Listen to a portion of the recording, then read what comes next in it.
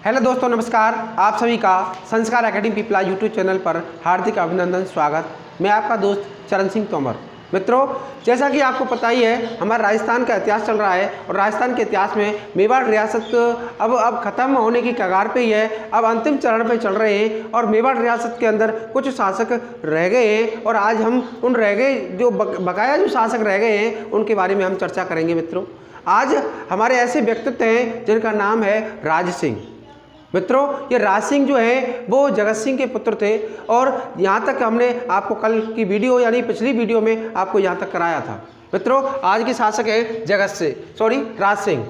तो महाराणा राज सिंह के शासनकाल की हम देखें तो शासनकाल है इनका 1652 से 1680 ईस्वी। तो 1652 में शासक बनते हैं और 1680 ईस्वी तक ये शासन करते हैं। बात करते हैं इनकी कुछ उपाधियाँ हैं, यानी कि उपाधि और प्रमुख उपाधि इनकी कौन सी है? विजय कटकातु। इनकी प्रमुख उपाधि है विजय कटकातु की उपाधि, और ये जो उपाधि है उनकी वीरता के कारण इनको प्रदान की गई थी। उनकी वीरता के लिए इन्हें विजय कटकातु की उपाधि प्रदान की गई। और बात करें इन्होंने मुख्य कार्य क्या क्या किए तो वो है तुलादान पद्धति। मित्रों, इन्होंने तुलादान पद्धति लागू की। और तुलादान पद्धति क्या होती है? ये वो पद्धति होती है जिसमें किसी को यानी जब दान दिया जाता है तो दान में स्वर्ण आभूषण, सोने की गिन्नियाँ या अन्य जो चीज़ें हैं या मुद्राएं हैं, उन मुद्राओं से तोल करके अपने वजन के बराबर जो मुद्रा तोल करके दान देना तुलादान पद्धति कहलाती है। अगर बात करें कि भारत में तुलादान पद्धति के जो प्रारंभ किया गया था वो इल्तुतमिश ने किया था। इल्तुतमिश गुलाम वंश दिल्ली सल्तनत में हमने कराया है। वैसे तो आपके ऑनलाइन पे नहीं आया, ऑफलाइन के अंदर हमने सल्तनत कराई है और सल्तनत में जो इल्तुतमिश था उस इल्तुतमिश ने तुलादान पद्धति और तुलादान पद्धति के साथ में एकता प्रथा भी चलाई थी। मित्रों, ये तुलादान पद्धति महाराणा राज सिंह ने जारी की और राजस्थान में सबसे पहले तुलादान पद्धति भी राज सिंह के समय या राज सिंह के द्वारा ही लागू की गई थी। बात करते हैं टीका दौड़। ये टीका दौड़ भी महाराजा राज सिंह के द्वारा प्रारंभ की गई थी। महाराणा राज सिंह ने टीका दौड़ प्रारंभ की। और टीका दौड़ का मतलब क्या होता है? टीका दौड़ होता है कि मेवाड़ में जो भी शासक राज तिलक होता था, मेवाड़ के जिस शासक का राज तिलक होना है उसे राज तिलक से पहले जंगल में जाकर के शिकार करना होता था और ये शिकार करना ही टीका दौड़ कहलाया। तो ये टीका दौड़ जो है प्रथा, ये भी राज सिंह के द्वारा ही शुरू की गई थी। बात करते हैं उत्तराधिकार युद्ध, यानी कि ये उत्तराधिकार युद्ध जो हुआ था वो हुआ था मुगलों के अंदर। अगर बात करें राज सिंह के टाइम पर जो शाहजहां और औरंगजेब शासक थे, यानी मुगलों के जो शासक थे वो कौन थे? शाहजहां और औरंगजेब। और इन दोनों का ही शासन देखा था राज सिंह के द्वारा देखा गया था। राज सिंह के द्वारा देखा गया था कौन का? शाहजहां और औरंगजेब का शासन। बात करते हैं शाहजहां, और शाहजहां के जो पुत्र थे उनके 4 पुत्र थे। 4 पुत्र कौन कौन थे? यानी कि दारा शिकोह, मुराद, शुजा और औरंगजेब। ये 4 पुत्र थे। किसके? शाहजहां के। शाहजहां के 4 पुत्र थे और 4 पुत्रों में जब शाहजहां की मृत्यु हो गई तो शाहजहां के 4 पुत्रों में उत्तराधिकार के लिए युद्ध हुए। और ये युद्ध जो है आपस में लड़े गए। जैसे दारा शिकोह और औरंगजेब के मध्य हुआ, मुराद मुराद और शुजा इनके साथ शामिल थे। अब बात करते हैं जो राज सिंह है, राज सिंह ने औरंगजेब का साथ दिया। इन उत्तराधिकार के युद्ध में राज सिंह द्वारा औरंगजेब का साथ दिया गया और जिसके कारण दारा शिकोह की मृत्यु हो गई। और शासक जो है मुगल शासक बनते हैं औरंगजेब। कौन बन गए? औरंगजेब। मुगल शासक बन जाते हैं औरंगजेब। लेकिन क्या होता है, राज सिंह और औरंगजेब के मध्य कुछ बातों को लेकर के, यानी कुछ दिन तो इनकी दोस्ती चली, लेकिन कुछ बातों को लेकर के इनमें आपस में इनके मध्य क्या हो जाता है? विरोध पैदा हो जाता है, यानी मतभेद पैदा हो जाता है। और इस मतभेद के कुछ कारण भी रहे। इतिहास में राज सिंह और औरंगजेब के मध्य जो मतभेद हुए उन मतभेद के कारण क्या क्या थे तो देखते हैं। पहला कारण वो है नाथद्वारा की स्थापना। बात करते हैं नाथद्वारा। और नाथद्वारा कहाँ पड़ता है? राजसमंद में। राजसमंद में नाथद्वारा पड़ता है। और इस नाथद्वारा की स्थापना जो है वो 1671 ईस्वी में सिहाड़ गांव नाथद्वारा राजसमंद में की गई थी। किसकी? एक श्रीनाथ जी के मंदिर की स्थापना। बात करते हैं वृंदावन में। जब औरंगजेब द्वारा ये आदेश दिया गया कि भाई जो हिंदू मंदिर है उनको तोड़ा जाए, तो औरंगजेब के द्वारा जब हिंदू मंदिरों को तोड़वाया जा रहा था तो वृंदावन में जो श्रीनाथ जी के मंदिर था उसको तोड़ा गया और उसकी जो मूर्ति है कुछ वहाँ के गोसाइयों के द्वारा उस मूर्ति को बचा करके और वहाँ राजस्थान लाया गया। राजस्थान में यानी राज सिंह के शरण में पहुँचे और राज सिंह ने उनको क्या दी, शरण दी, किनको, वृंदावन के गोसाइयों को। और वे गोसाई जो है वो किसकी मूर्ति लाए थे, श्रीनाथ जी की मूर्ति। तो श्रीनाथ जी की जो मूर्ति है काले संगमरमर से बनी हुई जो श्रीनाथ जी की मूर्ति है वो वृंदावन से लाई गई थी। और कहाँ पे लाई गई थी, राजसमंद में। अब क्या होता है, राज सिंह जो है वो इन गोसाइयों के लिए पहले तो रहने के लिए व्यवस्था करता है और ये जो है वो रात्रि के अंदर रात में भजन कीर्तन किया करते थे, यानी अपनी जो श्रीनाथ जी हैं उनकी पूजा अर्चना किया करते थे और भजन कीर्तन किया करते थे। कौन, जो वृंदावन के गोसाई थे। अब क्या हुआ, धीरे धीरे औरंगजेब को पता चला कि राज सिंह ने इन गोसाइयों को शरण दी है, तो इनका विरोध पैदा हो गया। राज सिंह और औरंगजेब के मध्य मतभेद का पहला कारण बना ये वाला विद्रोह। अब क्या हुआ कि इसमें राज सिंह ने उनको शरण दी, रहने के लिए स्थान दिया और एक मूर्ति की जो श्रीनाथ जी की मूर्ति है इसकी स्थापना कराई। स्थापना कहाँ हुई, सियाड़ गांव में। और सियाड़ गांव में ये पड़ता है नाथद्वारा के अंदर, और नाथद्वारा कहाँ पे है, राजसमंद में। एक भव्य मंदिर का निर्माण करवाया। सियाड़ गांव में श्रीनाथ जी के भव्य मंदिर का निर्माण करवाया। कब, 1671 ईस्वी में। किसने, राज सिंह ने। तो इस मंदिर का निर्माण करवाया और जो औरंगजेब था उसकी जो आदेश था उसकी अवहेलना हुई। इस कारण ये सबसे बड़ा मुख्य कारण माना जाता है औरंगजेब और राज सिंह के मध्य मतभेद का। अब बात करते हैं, अगला है जजिया कर। और यह जजिया कर जो है वो औरंगजेब द्वारा लगाया गया। कब लगाया गया, 1669 ईस्वी में। 1669 ईस्वी में औरंगजेब के द्वारा जजिया कर लगाया गया। और आप जानते ही हैं कि जजिया कर को औरंगजेब से पहले अकबर के द्वारा समाप्त कर दिया गया था। जजिया कर को औरंगजेब के द्वारा समाप्त कर दिया गया था, अकबर के द्वारा समाप्त कर दिया गया था, लेकिन औरंगजेब ने 1669 ईस्वी में जजिया कर को पुनः लगा दिया। और ये गैर मुसलमानों पर लगाए जाने वाला कर होता है मित्रों, गैर मुसलमानों पर लगाए जाने वाला कर होता है जजिया कर। और इस जजिया कर का विरोध किया था किसने, राज सिंह ने। इस कारण ये मतभेद का अन्य कारण हुआ। तो मतभेद का दूसरा कारण क्या रहा, जजिया कर औरंगजेब द्वारा गैर मुसलमानों पर लगाए जाने वाला कर है जजिया कर, ये मुख्य कारण रहा औरंगजेब और राज सिंह के मतभेद का। मित्रों अगला कारण बात करते हैं, महाराणा अजीत सिंह और वीर दुर्गादास को शरण देना।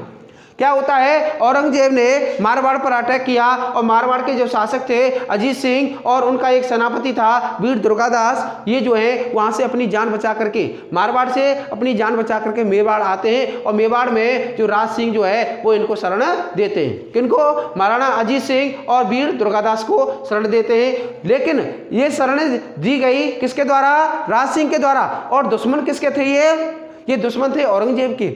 इस कारण औरंगजेब और राज सिंह के मध्य क्या हुआ, मतभेद का कारण हुआ। अब क्या हुआ, राज सिंह ने इनको शरण ही नहीं दी बल्कि केलवा गांव की जो जागीर है वो भी प्रदान की। किसको, अजीत सिंह को। अजीत सिंह को केलवा गांव की जागीर भी प्रदान की। किसने, राज सिंह ने। अब बात करते हैं अकबर द्वितीय का विद्रोह। अकबर द्वितीय का विद्रोह भी किसने किया था, राज सिंह ने किया था। अकबर द्वितीय का विद्रोह ये भी मुगलों का विद्रोह का कारण रहा। उसके बाद में मुख्य कारण और भी है, जैसे चारुमती विवाह। चारुमती विवाह, अब बात करते हैं, चारुमती एक राजकुमारी थी और ये कहाँ की राजकुमारी थी, किशनगढ़। और किशनगढ़ कहाँ पड़ता है, अजमेर में। वहाँ के शासक थे रूप सिंह और रूप सिंह की पुत्री थी कौन, चारुमती। और इस चारुमती का जो विवाह है वो विवाह जो है वो राज सिंह से होता है, जबकि औरंगजेब जो है वो इससे विवाह करना चाहते थे, चारुमती से विवाह करना चाहते थे औरंगजेब। लेकिन क्या होता है, ये किशनगढ़ की राजकुमारी चारुमती का विवाह किससे हो जाता है, राज सिंह से हो जाता है। और ये जो चारुमती थी वो जो वल्लभ संप्रदाय है, संप्रदाय की हम बात कर रहे हैं, तो वल्लभ संप्रदाय जो है उसमें दीक्षित थी। कौन, चारुमती। और इस चारुमती का विवाह किसके साथ हुआ, राज सिंह के साथ हुआ। यह भी मुख्य कारण रहा किसका, औरंगजेब और राज सिंह के मध्य विद्रोह या विवाद का। अब बात करते हैं राज सिंह के सेनापति। एक राज सिंह के दरबार में एक सेनापति थे जिनका नाम था रतन सिंह चूड़ावत। रतन सिंह चूड़ावत के बारे में कहते हैं, एक कथा भी चलती है कि भाई रतन सिंह चूड़ावत जब राज सिंह के दरबार में थे और राज सिंह के दरबार में रतन सिंह चूड़ावत जब सेवा कर रहे थे तो उनकी नई नई शादी हुई थी। उनकी जो शादी हुई थी वो किसके साथ हुई, वो सलेह सलेकवर नामक एक रानी थी, यानी एक राजकुमारी थी, और सलेकवर से शादी होती है रतन सिंह चूड़ावत की। कहते हैं सलेकवर बहुत सुंदर थी और उनकी सुंदरता में मोहित थे कौन? रतन सिंह चूड़ावत। अब क्या होता है, रतन सिंह चूड़ावत की नई नई शादी होती है, सलेकवर को घर पे छोड़ करके ये सेवा में आते हैं, रतन सिंह की सेवा में, और रतन सिंह जो है वो इनको युद्ध के लिए तैयार करते हैं, यानी युद्ध करने के लिए भेजते हैं। क्या होता है, रतन सिंह चूड़ावत को अपनी पत्नी कौन? सलेकवर की याद आती है, और याद के लिए वो रतन सिंह चूड़ावत जो है सलेकवर से कुछ निशानी मंगाने के लिए कहते हैं, अपना कोई सेना दूत भेजते हैं कि तू घर जा, और घर जा करके सलेकवर से कोई उनकी निशानी लेके आ, क्योंकि बार बार उनका जो चेहरा है मेरे मन में उभरता है। क्या होता है, सलेकवर ने देखा कि एक राजपूत जो क्षत्रिय है वो अगर युद्ध में जाकर के ऐसे कमज़ोर हो जाएगा तो वो युद्ध कैसे करेगा। तो सलेकवर क्या करती है, बिना सोच विचार के ही वो अपना शीश काट करके और उस दूत को भेज देती है, और वो दूत जो है सलेकवर का जो शीश है वो ला करके किसको दे देता है? रतन सिंह चूड़ावत को देता है। और ये सलेकवर थी हाड़ी रानी सलेकवर जो थी, इसने अपना शीश काट करके किसको दे दिया? दूत को दे दिया, और दूत ने रतन सिंह चूड़ावत को सुपुर्द किया कि लो ये निशानी है किसकी? सलेकवर की। मित्रों, सलेकवर की इस वीरता और इस त्याग के लिए एक कवि है जिनका नाम है मेघराज मुकुल। तो मेघराज मुकुल ने ये रचना की है, अपनी एक रचना की है जिसका नाम है सैनाड़ी। और इस सैनाड़ी में कहा है कि चूड़ावत मांगे सैनाड़ी और शीश काट दियो छत्राणी। ये कविता किसके द्वारा रचित है? वो है मेघराज मुकुल के द्वारा रचित है। ये प्रश्न पूछ दिया गया है, पुलिस के अंदर पूछा गया था। सैनाड़ी रचना के रचनाकार कौन है? वो है मेघराज मुकुल। मेघराज मुकुल ने कौन सी रचना की है कि शीश जो चूड़ावत मांगी सैनाड़ी, चूड़ावत यानी रतन सिंह चूड़ावत क्या मांगते हैं? सैनाड़ी को निशानी मांगते हैं, और शीश काट दिया छत्राणी। तो सलेकवर ने अपना शीश काट करके और सैनाड़ी के रूप में दे दिया। ये मेघराज मुकुल की रचना है सैनाड़ी कहते हैं निशानी। अब बात करते हैं, औरंगजेब ने 1679 ईस्वी में मेवाड़ पर आक्रमण कर जगदीश मंदिर को तोड़वा दिया। अब जगदीश मंदिर का निर्माण जो है वो उदयपुर में करवाया गया था, जो स्वर्ण शैली का मंदिर था, जिस पर जगन्नाथ राय प्रशस्ति लगी हुई थी। उस जगदीश मंदिर का जो है विध्वंस कर दिया या तोड़वा दिया किसने? औरंगजेब ने। कब? 1679 ईस्वी को। 1679 ईस्वी में मेवाड़ पर आक्रमण किया और जगदीश मंदिर को तोड़वा दिया। किसने? औरंगजेब ने। उसके बाद में राज सिंह जो है, अब आक्रमण होता है, मेवाड़ पे आक्रमण किया और राज सिंह जो है वो पहाड़ों में चले गए, यानी कि अपनी जान बचा करके, औरंगजेब से अपनी जान बचा करके, और कहाँ चले गए? पहाड़ों में चले गए मित्रों। उसके बाद क्या होता है, औरंगजेब ने राज सिंह का पीछा करने के लिए हुसैन अली खां को भेजा। लेकिन क्या होता है, हुसैन अली खां जो है वो पीछा तो करता है लेकिन राज सिंह को पकड़ने में असफल होता है। उसके बाद क्या होता है, महाराणा राज सिंह जो है वो थोड़ी उम्र दराज हो जाते हैं, और 1680 ईस्वी में उनकी क्या हो जाती है? मृत्यु हो जाती है। 1680 ईस्वी में उनकी मृत्यु हो जाती है मित्रों। उसके बाद में बात करते हैं हम उनकी स्थापत्य कला की।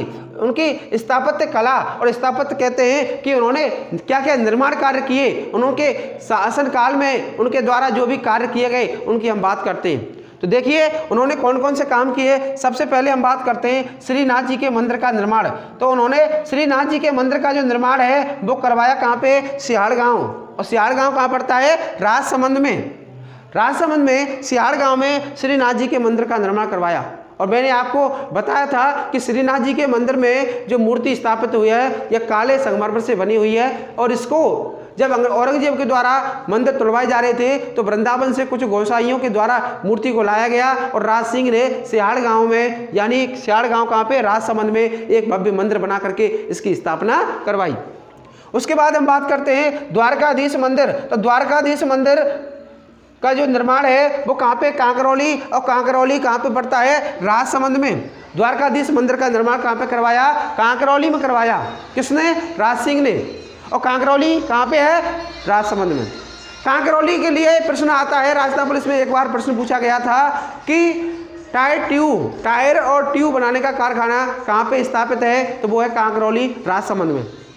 मित्रों बात करते हैं राजसमंद झील की। तो राजसमंद झील जो है वो उसका निर्माण जो है वो राज सिंह के द्वारा करवाया गया था। राजसमंद झील का निर्माण भी राज सिंह के द्वारा करवाया गया था। और ये कौन सी नदी पे है? गोमती नदी पर। गोमती नदी के पानी को रोक करके एक झील बनवाई जिसका नाम था राजसमंद झील। और राजसमंद झील पर एक बहुत बड़ी 25 शिलाओं पर राजसमंद झील पर 25 शिलाओं पर एक प्रशस्ति लिखी हुई है जो विश्व की सबसे बड़ी प्रशस्ति कही जाती है और उसका नाम है राज प्रशस्ति। और राज प्रशस्ति की जो रचना है वो राज सिंह के द्वारा करवाई गई थी। बात करते हैं बोहरा गणेश मंदिर। तो बोहरा गणेश मंदिर कहाँ पे है? उदयपुर में। तो उदयपुर में बोहरा गणेश मंदिर का निर्माण भी किसने करवाया? राज सिंह के द्वारा करवाया गया।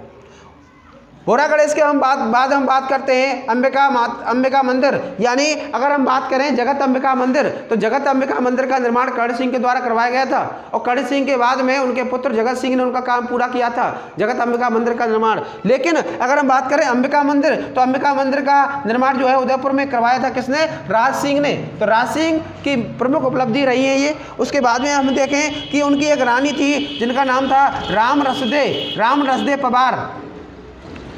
रसदे पवार उनकी एक रानी थी। और उन्होंने क्या किया था? उदयपुर में एक त्रिमुखी बावड़ी का निर्माण करवाया। किसने? राम रसदे पवार। किनकी रानी थी? राज सिंह की रानी राम रसदे पवार ने क्या किया? उदयपुर में कौन सी? त्रिमुखी बावड़ी का निर्माण करवाया।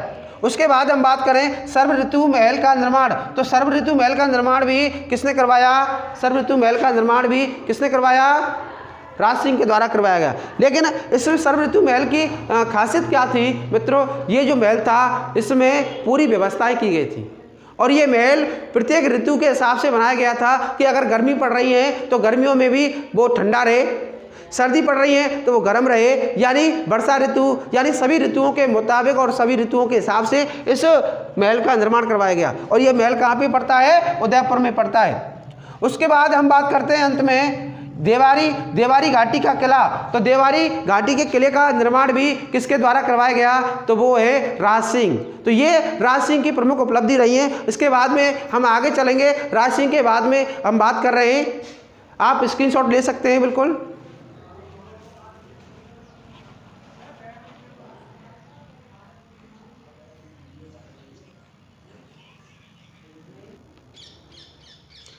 आपने स्क्रीनशॉट ले लिया। अब आगे चलते हैं। महाराणा जयसिंह। देखिए महाराणा जयसिंह, तो राज सिंह की मृत्यु के बाद में औरंगजेब से संधि करने वाले व्यक्ति जो है वो है जयसिंह। हालांकि बात कहते हैं, कुछ इतिहासकार कहते हैं कि राज सिंह ने अंग्रेजों से संधि की थी, लेकिन वास्तविकता तो यह है कि राज सिंह ने अधीनता स्वीकार नहीं की थी मुगलों की। और औरंगजेब से जो संधि की थी वो की थी जयसिंह ने। बात करते हैं द्वितीय मुगल मेवाड़ संधि जो है वो 4 जून 1681 ईस्वी को की गई थी। द्वितीय मुगल मेवाड़ संधि कब की गई थी? 4 जून 1681। अगर बात करें प्रथम मुगल मेवाड़ संधि,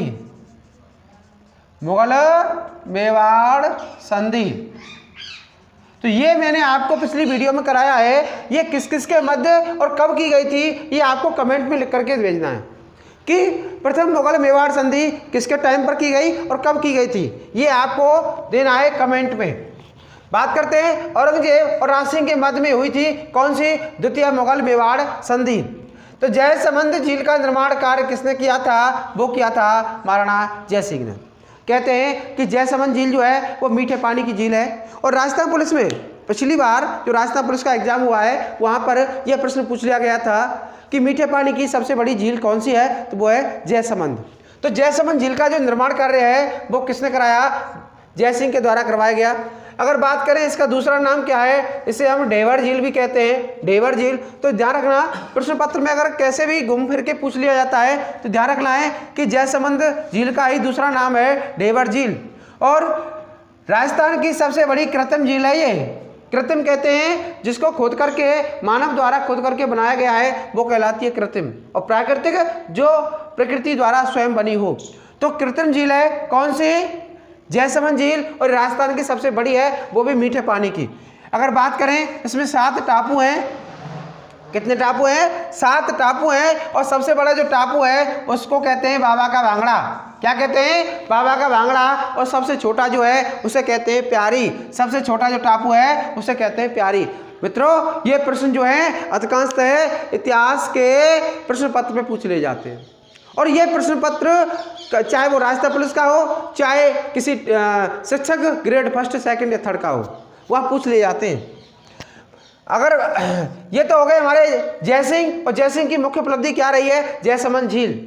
उसके बाद में हम बात करते हैं अमर सिंह द्वितीय। तो इससे पहले अमर सिंह द्वितीय से पहले एक आए थे अमर सिंह प्रथम। और अमर सिंह प्रथम जो थे वो महाराणा प्रताप के पुत्र थे। अमर सिंह प्रथम जो है वो महाराणा प्रताप के पुत्र थे। और प्रथम मुगल मेवाड़ संधि जो है वो अमर सिंह प्रथम के मध्य हुई थी। अमर सिंह प्रथम के मध्य हुई थी। तो अमर सिंह द्वितीय इनके देखा जाए तो 1708 ईस्वी में देवारी समझौता होता है। 1708 ईस्वी में देवारी समझौता होता है। किसके समय? अमर सिंह द्वितीय के समय। औरंगजेब के उत्तराधिकार युद्ध में मुअज्जम किसका नाम था? बहादुर शाह का। तो बहादुर शाह का साथ दिया था किसने? अमर सिंह द्वितीय ने। बस यही इतिहास है इनका। किसका? अमर सिंह द्वितीय। अमर सिंह द्वितीय इन्होंने क्या किया था? देवारी समझौता किया था। कब? 1708 ईस्वी में। और क्या किया था? औरंगजेब के पुत्रों में जब उत्तराधिकार के लिए युद्ध हुआ, यानी उसमें जो मुअज्जम था, मुअज्जम का ही नाम था बहादुर शाह। तो बहादुर शाह का साथ दिया था किसने? अमर सिंह द्वितीय ने। उसके बाद में हम बात करते हैं महाराणा संग्राम सिंह द्वितीय। महाराणा संग्राम सिंह द्वितीय। और महाराणा संग्राम सिंह द्वितीय से पहले हमने एक और संग्राम सिंह पढ़े, संग्राम सिंह प्रथम, जिनको कहते हैं महाराणा सांगा। और महाराणा सांगा जो है इतिहास में कीर्तिवान शासक है। मैंने आपको अच्छी तरह कराए। तो महाराणा संग्राम सिंह प्रथम है और ये है महाराणा संग्राम सिंह द्वितीय। इनके समय क्या हुआ था? हुड़ा सम्मेलन की योजना बनाई गई थी। और इस योजना के अध्यक्ष बनाए गए थे कौन? महाराणा संग्राम सिंह द्वितीय। तो हुड़ा सम्मेलन अगर बात करें, हुड़ा सम्मेलन कब हुआ था? तो 17 जुलाई 1734 ईस्वी को हुड़ा सम्मेलन हुआ था। लेकिन इसकी जो योजना बनाई थी उसके अध्यक्ष बनाए गए थे कौन? संग्राम सिंह द्वितीय। अगर बात करें इन्होंने क्या निर्माण कार्य किए, तो निर्माण कार्य की हम बात करें तो देखिए सहेलियों की बाड़ी। ये प्रश्न राजस्थान पुलिस में अधिकांश पूछा जाता है कि सहेलियों की बाड़ी कहाँ स्थित है? तो वो है उदयपुर में। सहेलियों की बाड़ी जो है इसका निर्माण करवाया संग्राम सिंह द्वितीय के द्वारा। उसके बाद में एक वैद्यनाथ मंदिर है। वैद्यनाथ मंदिर ये कहाँ है? शीशरमा नामक स्थान पर है। वो है उदयपुर में। उदयपुर के शीशरमा नामक स्थान पर वैद्यनाथ मंदिर का निर्माण किसने करवाया? महाराणा संग्राम सिंह द्वितीय ने करवाया। उसके बाद में शीतला माता का मंदिर का निर्माण भी संग्राम सिंह द्वितीय के द्वारा करवाया गया। उसके बाद में शासक आते हैं महाराणा जगत सिंह द्वितीय। इससे पहले भी कर्ण सिंह के पुत्र आए थे जगत सिंह। वो जगत सिंह प्रथम थे। ये कौन है? जगत सिंह द्वितीय। और ये इनके टाइम पर क्या हुआ? हुड़ा सम्मेलन हुआ। और उस हुड़ा सम्मेलन की अध्यक्षता किसने की? जगत सिंह द्वितीय ने की। बात करते हैं मराठाओं का मेवाड़ में सर्वप्रथम आक्रमण किया गया किनके टाइम पर? जगत सिंह द्वितीय के टाइम पर। अब और बात करते हैं कि उनके दरबारी कुछ विद्वान थे, जिनमें उनका प्रमुख दरबारी विद्वान था, वो उसका नाम था नेकराम।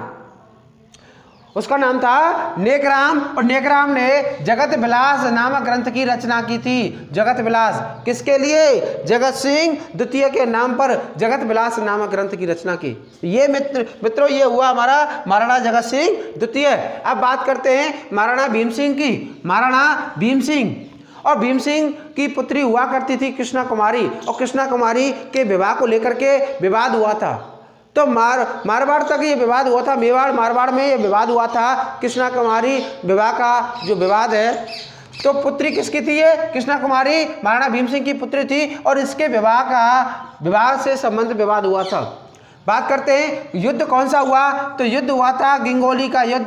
किसको लेकर के? कृष्णा कुमारी विवाद को लेकर के युद्ध हुआ था, गिंगोली का युद्ध। और ये गिंगोली का युद्ध 12 मार्च 1807 ईस्वी को हुआ था। 12 मार्च 1807 ईस्वी को हुआ था। और किन किन के मध्य हुआ? तो जगत सिंह और मान सिंह के मध्य हुआ था।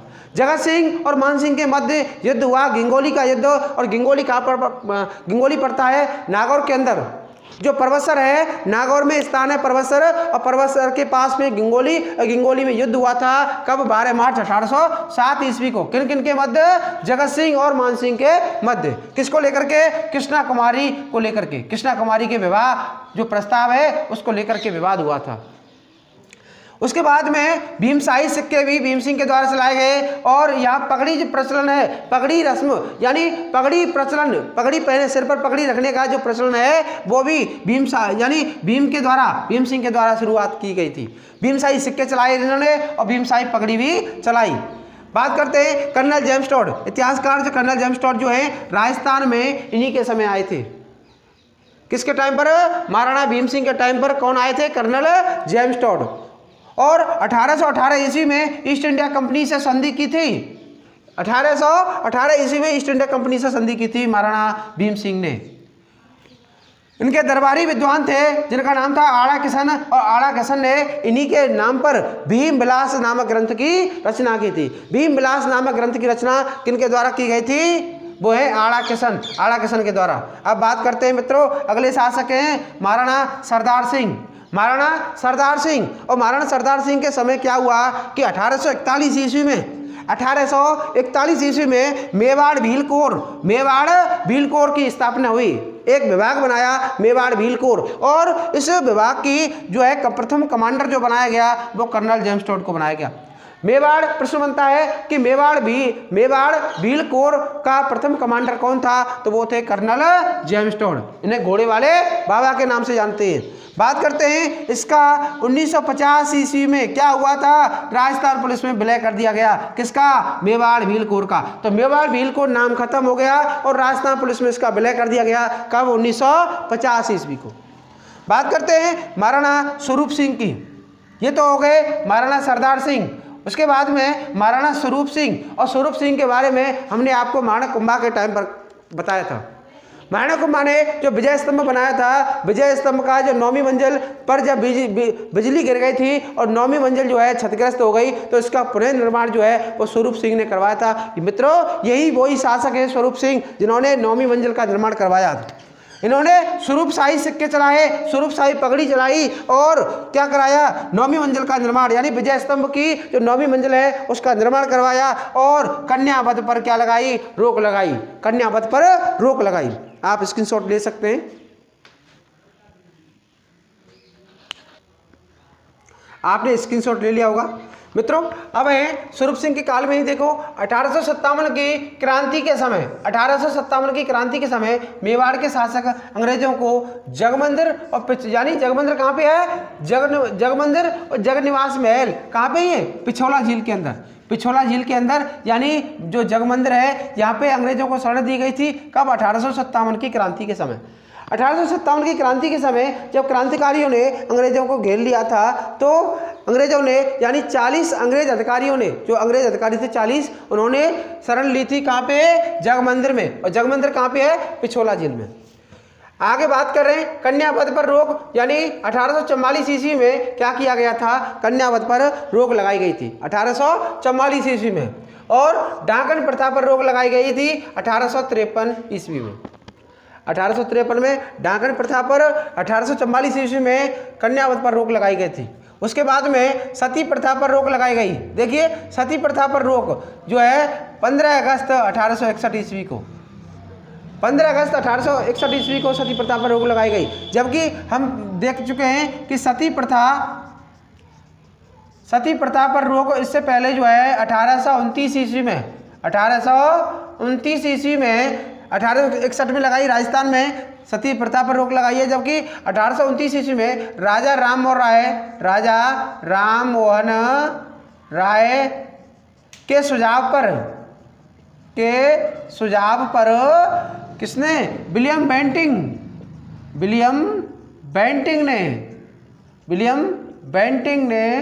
बेंटिंक ने क्या लगाई? 1829 में सती प्रथा पर रोक लगाई। मित्रों, सती प्रथा क्या होती है? तो देखिए, पहले क्या होता था कि जो बाल विवाह होते थे, और जो पति की उम्र करीब सपोज करो जैसे 50 साल, 40 साल या 22 साल है, और लड़की की उम्र 12 साल, 13 साल, तो ऐसे बेमेल शादी हो गई और जो पति की जो मृत्यु है वो जल्दी हो गई, तो जल्दी हो गई तो उस लड़की को पति की चिता के साथ में जिंदा ही जला दिया जाता था और यही कहलाती थी सती प्रथा। तो इस पर रोक लगाई 1829 में विलियम बेंटिंक ने। और राजस्थान की हम बात करें तो राजस्थान में सती प्रथा पर जो रोक लगाई गई थी वो 1861 ईस्वी में लगाई गई थी। मेवाड़ की अंतिम सती की हम बात करें मित्रों, यहाँ से प्रश्न बहुत ज़्यादा पूछ लिया जाएगा कि एंजा कंवर कौन है। ये वो सती हैं जो मेवाड़ में अंतिम रूप से यानी सबसे अंत में जो सती हुई थी वो थी एंजा कंवर। ये हुए हमारे स्वरूप सिंह। उसके बाद में हम बात कर रहे हैं महाराणा सज्जन सिंह। महाराणा सज्जन सिंह, इनके टाइम पर क्या हुआ तो देखिए, बांसदरा पहाड़ी पर एक पहाड़ी है बांसदरा की पहाड़ी पर किस दुर्ग का, सज्जनगढ़ दुर्ग का। सज्जनगढ़ कहाँ पड़ता है मित्रों, उदयपुर में। तो सज्जनगढ़ दुर्ग का निर्माण करवाया और कहाँ पे करवाया, बांसदरा की पहाड़ी पर। किसने करवाया, महाराणा सज्जन सिंह ने करवाया। उसके बाद हम बात करें कि एक सज्जन कीर्ति सुधाकर नामक एक साप्ताहिक पत्र चलता है और इसका प्रकाशन भी किसने करवाया, महाराणा सज्जन सिंह ने करवाया। तो सज्जन कीर्ति सुधाकर साप्ताहिक पत्र का यानी प्रकाशन जो है वो किसने करवाया, सज्जन सिंह ने करवाया। उसके बाद में लॉर्ड रिपन उदयपुर आए किसके टाइम पर, सज्जन सिंह के टाइम पर। लॉर्ड रिपन सज्जन सिंह के टाइम पर उदयपुर आए और जो सज्जन सिंह को लॉर्ड रिपन ने स्टार ऑफ इंडिया का क्या दिया, खिताब दिया मित्रों। स्टार ऑफ इंडिया का खिताब किसने दिया, लॉर्ड रिपन ने दिया। किसको दिया, सज्जन सिंह को दिया। किसका, स्टार ऑफ इंडिया का खिताब। उसके बाद में सज्जन सिंह ने चित्तौड़ का पुनः निर्माण करवाया, चित्तौड़गढ़ दुर्ग का पुनः निर्माण करवाया। उसके टाइम पर यानी सज्जन सिंह के टाइम पर ही दयानंद सरस्वती जिनकी पुस्तक है सत्यार्थ प्रकाश नामक पुस्तक है दयानंद सरस्वती की। तो दयानंद सरस्वती जिन्होंने आर्य समाज की स्थापना की थी, तो वो भी उदयपुर आए थे किनके टाइम पर, सज्जन सिंह के टाइम पर।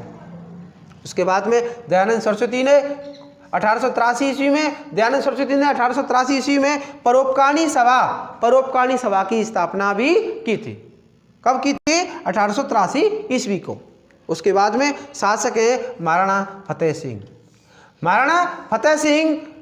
इनके प्रधानमंत्री कौन थे, मोहनलाल मेहता।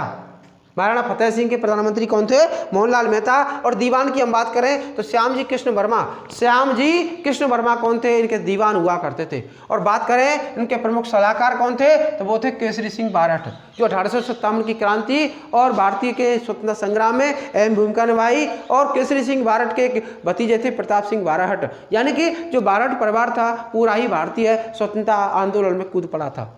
तो केसरी सिंह बारठ और इनकी एक पुस्तक है जिसका नाम है चेतावनी री चुंगटिया। और ये कौन सी भाषा में है, ये डिंगल भाषा में केसरी सिंह बारठ के द्वारा लिखी गई पुस्तक है चेतावनी री चुंगटिया। और ये कौन सी भाषा में, डिंगल भाषा में। और इन्हीं के 13 सोटे लेकर के इन्होंने यानी केसरी सिंह बारठ ने 13 सोटे लेकर के फतेह सिंह को दिल्ली दरबार में जाने से रोका था। कब रोका था, 1903 ईस्वी को। 1903 ईस्वी को फतेह सिंह को दिल्ली दरबार में शामिल होने से रोका था। किसने, केसरी सिंह बारठ ने। किसके माध्यम से, अपने 13 सोटों यानी जो सोटे हैं 13 सोटे किसके, चेतावनी चुंगटिया के 13 सोटों के माध्यम से 1903 में जो दिल्ली दरबार जाने से रोका था, किसको, फतेह सिंह को। और क्या हुआ था मित्रों कि बिजौलिया किसान आंदोलन भी इन्हीं के टाइम पे हुआ था। किनके टाइम पर, फतेह सिंह के टाइम पर। बिजौलिया में जो आंदोलन हुआ था, बिजौलिया किसान आंदोलन जो हुआ था, वो साधु सीताराम दास और विजय सिंह पथिक के नेतृत्व में जो आंदोलन हुआ वो फतेह सिंह के काल में हुआ, इन्हीं के काल में हुआ। और प्रिंस ऑफ वेल्स इंग्लैंड का जो राजकुमार था प्रिंस ऑफ वेल्स, वो भी उदयपुर आए किनके टाइम पर, फतेह सिंह के टाइम पर। प्रिंस ऑफ वेल्स भी उदयपुर फतेह सिंह के टाइम पर ही आए और इन्होंने फतेह सागर झील का निर्माण करवाया। फतेह सागर झील का निर्माण फतेह सिंह के द्वारा करवाया गया। उसके अलावा मिल्टो हॉल का निर्माण भी उदयपुर में इन्हीं के द्वारा करवाया गया। किसके द्वारा, फतेह सिंह के द्वारा। मित्रों अब चलते हम कि मेवाड़ के अंतिम शासक जिनका नाम है महाराणा भूपाल सिंह। मेवाड़ के अंतिम शासक हैं, यानी कि यहाँ के बाद में शासक जो हैं वो खत्म हो जाएंगे, यानी कि मेवाड़ के कोई शासक नहीं रहेगा, अंतिम शासक है, क्योंकि राजस्थान का एकीकरण होगा और इसमें महाराजा प्रमुख जो महाराजा प्रमुख जो है वो कौन बनाए जाएंगे? भूपाल सिंह बनाए जाएंगे। तो मेवाड़ के अंतिम शासक हैं कौन? भूपाल सिंह। और राजस्थान का एकीकरण के समय जो है इनको महाराजा प्रमुख बनाया जाए। तो मित्रों ये जो है मैंने आपको कराई पूरी रियासत, यानी मेवाड़ रियासत मैंने शुरू से लेकर के प्रारंभ मैंने आपको कराया था ग्वादित्य से लेकर के और महाराणा भूपाल तक सारे शासक मैंने आपको विस्तृत रूप से चर्चा के माध्यम से करवाई, और आशा है कि आपको ये समझ में आ गए होंगे। मित्रों एकीकरण का वीडियो हमने आपको दिया है, यानी संस्कार एकेडमी चैनल पर आपको एकीकरण राजस्थान के एकीकरण के वीडियो को देखना है। उसमें आपको एकीकरण का वीडियो समझ में आएगा कि राजस्थान का एकीकरण कितने चरणों में हुआ, कैसे कैसे हुआ, क्या क्या नाम रखे गए और कब कब हुआ। पूरा एकीकरण हमने दे रखा है अपनी वीडियो के माध्यम से। तो मित्रों ये जो है पूरा डिटेल मैंने आपको कराई पूरी है मेवाड़ रियासत, और मेवाड़ रियासत यहाँ आकर के पूरी समाप्त होती है। और आगे हम चलेंगे अन्य दूसरी रियासत को लेकर के। मित्रों अगर आपने संस्कार एकेडमी पिपला यूट्यूब चैनल को सब्सक्राइब नहीं किया है तो जल्दी से संस्कार एकेडमी पिपला यूट्यूब चैनल को सब्सक्राइब करें, बेल आइकन को प्रेस करें और हमारी वीडियो को लाइक करें, शेयर करें, कमेंट करें और हमारी जो टेलीग्राम चैनल है उसको ज्वाइन करें। धन्यवाद।